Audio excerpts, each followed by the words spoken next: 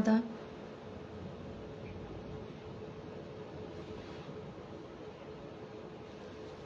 अस्सलाम वालेकुम, आदाब। कैसे हैं आप सब लोग?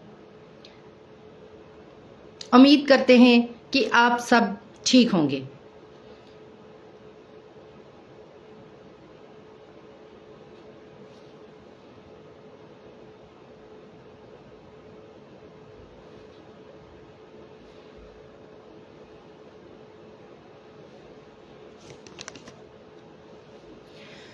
कुछ दिनों से मैं नेशनल कॉन्फ्रेंस के लीडर्स बयानात दे रहे हैं, कुछ बीजेपी की हमायत में और कुछ बीजेपी की मुखालफत में। आज सुबह मैंने नेशनल कॉन्फ्रेंस की स्पोक्स पर्सन इफ्रा जान का बयान सुना, तो मैं इफ्रा जान की याद दहानी के लिए चंद बातें बोलना मुनासिब समझती हूं कि आज आपको सियासी मजबूरियों की वजह से बीजेपी के खिलाफ बोलना पड़ रहा है, उनकी मुखालफत करनी पड़ रही है। लेकिन पिछली सरकारों में आपने बीजेपी के साथ सरकार चला के बहुत मजे किए हैं, तो क्या हम पूछ सकते हैं कि उस वक्त आपका नजरिया दुरुस्त था या फिर आज आपका नजरिया दुरुस्त है? फारूक अब्दुल्ला साहब, बीजेपी के लिए दरवाजे खुले हैं, इस पे बात कर रहे हैं, और उमर अब्दुल्ला साहब इस लिए सफाइयां पेश कर रहे हैं। तो क्या हमें तो यही समझ नहीं आ रहा है कि फारूक अब्दुल्ला साहब झूठ बोल रहे हैं या उमर अब्दुल्ला साहब सच बोल रहे हैं। लेकिन अगर इस बात से अंदाजा लगाया जा सकता है कि जो 500 करोड़ का गफले का जो एडी ने नोटिस पेश किया है और जो शिकंजा इन पे कसा गया है, तो फारूक अब्दुल्ला साहब बिल्कुल दुरुस्त बोल रहे हैं, क्योंकि उन्हें इससे बचने का और कोई भी रास्ता नहीं है। इफ्रा जान जी, आपका दूसरा सवाल यह है कि जब नेशनल कॉन्फ्रेंस के तमाम लीडर नजरबंद थे तो आजाद साहब नजरबंद क्यों नहीं थे? मैं आपसे यह कहना चाहती हूं कि आप स्पोक्स पर्सन है नेशनल कॉन्फ्रेंस की, आपको ये याद रखना चाहिए और जहन में बिठाना चाहिए कि जो राज्यसभा लीडर्स ऑफ अपोजिशन है, तो वजीर आजम के बाद अगर किसी का प्रोटोकॉल है वो लीडर ऑफ अपोजिशन का था। आपको यह भी नहीं पता है कि जिन लोगों ने गफले किए हैं, जिनके बड़े बड़े स्कैम पकड़े गए हैं, उनको ही नजरबंद किया जाता है। रियासत जम्मू कश्मीर में ऐसा एक ही वाहिद लीडर है जिनके ऊपर आज तक जर्रे के बराबर भी कोई दाग नहीं लगा है, कोई भी उन्होंने गफला नहीं किया है, क्योंकि वो एक पाक शफाफ लीडर हैं। आपको वुजू करके आजाद साहब का नाम लेना चाहिए, क्योंकि रियासत जम्मू कश्मीर में अगर कोई लैंड की गारंटी चाहता है, जॉब की गारंटी चाहता है, वो हमारे आजाद साहब हैं। आप ऐसी बातें आजाद साहब पे कैसे कर लेते हैं? मेरी बहनें, मैं आपसे कहना चाहती हूं कि तारीख को पढ़िए और देखिए कि नेशनल कॉन्फ्रेंस ने किन किन के साथ मिलके क्या क्या गफले किए हैं। जब अटल बिहारी वाजपेयी की वफात पे फारूक अब्दुल्ला साहब ने जो नारे दिए थे, वो रियासत जम्मू कश्मीर की आवाम को याद हैं, वो नहीं भूलने वाले। और आज आप भूखलाट के शिकार हो गए हैं। आपको पता है कि रियासत जम्मू कश्मीर में अगर हुकूमत आएगी वो आजाद साहब की होगी। बिल्कुल राइट, बिल्कुल आप ये सही समझ रहे हैं, इसलिए आपने बयान देने शुरू कर लिए। लेकिन मैं आपसे कहना चाहती हूं कि इंशाल्लाह आजाद साहब जिस नजरिए से आज तक रियासत जम्मू कश्मीर में चले हैं, और इंशाल्लाह आने वाले समय में भी आजाद साहब ऐसे ही चलेंगे।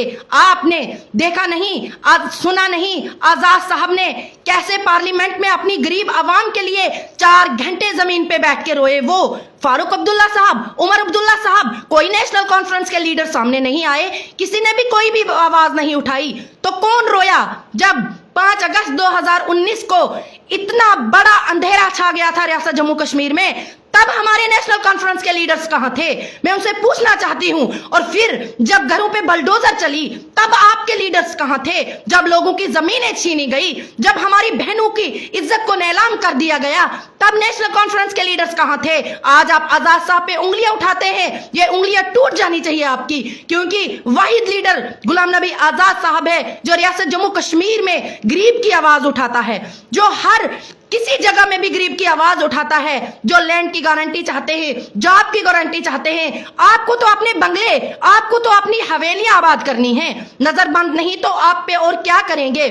मैं अपने जितने भी मेरे साथ फेसबुक फ्रेंड्स हैं, मैं तमाम से गुजारिश करना चाहूंगी कि मेरी वीडियो को ज्यादा से ज्यादा शेयर कीजिए, ताकि हर उस गरीब तक भी ये आवाज पहुंच सके जो आज नेशनल कॉन्फ्रेंस वालों ने आज एक प्रोपगेंडा रचा रहे हैं, और वो इसमें भी इंशाल्लाह फेल हो जाएंगे, क्योंकि वो अपनी आवाम से मैं कहना चाहती हूं, वो इसलिए आज ये मुंह खोल रहे हैं, ये बातें बता रहे हैं, क्योंकि उन्हें पानी में छुरी नजर आ रही है। उन्हें पता है कि रियासत जम्मू कश्मीर में आज अगर किसी की हुकूमत आने वाली है वो गुलाम नबी आजाद साहब की है, और इंशाल्लाह आएगी। मैं अपने तमाम साथियों से ये कहना चाहती हूं, और जितने भी मेरी खास करके वुमेन से मैं उनसे भी कहना चाहती हूं कि नेशनल कॉन्फ्रेंस ने जो वादे किए थे उनको आपने देखा, जो आपके साथ दावे किए थे उनको आपने देखा, लेकिन हमारे पास फर्स्ट एंड लास्ट टाइम है।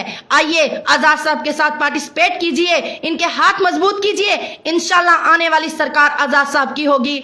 लास्ट में मैं ये कहूंगी, कुछ रास्ता लिख देगा, कुछ मैं लिख दूंगी, कुछ रास्ता लिख देगा, कुछ मैं लिख दूंगी, तुम लिखते जाओ मुश्किल, हम मंजिल लिख देंगे। कुछ रास्ता लिख देगा, कुछ मैं लिख दूंगी, तुम लिखते जाओ मुश्किल, मैं मंजिल लिख दूंगी। तुम तूफान लेके आना, मैं चिराग रख दूंगी, तुम तूफान लेके आना, मैं चिराग रख दूंगी।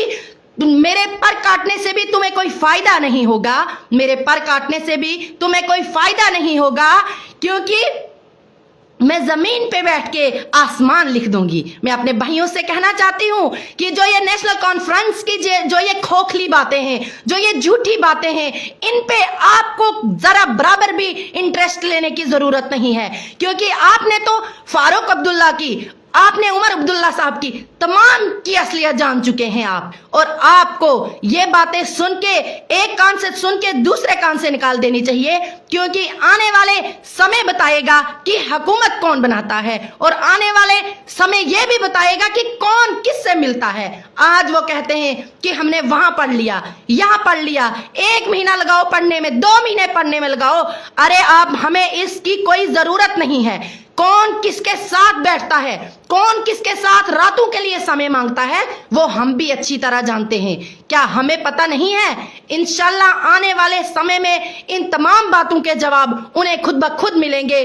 तो इन्हीं अल्फाजों से मैं आपसे रुखसत होना चाहूंगी, और लास्ट पे एक शेर से रुखसत होना चाहूंगी। न पूछो मेरे सब्र की वसाहत कहां तक है, न पूछो मेरे सब्र की वसत कहां तक है, सताकर देख ले जालिम तेरी ताकत जहां तक है। न पूछो मेरे सब्र की वसत कहां तक है, सताकर देख ले जालिम तेरी ताकत जहां तक है। सितमगर तुझसे उम्मीदें करम होगी जिन्हें होगी, सितमगर तुझसे उम्मीदें करम होगी जिन्हें होगी, हमें तो देखना ये है कि तू जालिम कहां तक है। Thank you so much all friends dear, आप सबसे इन्हीं अल्फाजों से रुखसत होना चाहूंगी। Thank you so much. खुदा हाफिज।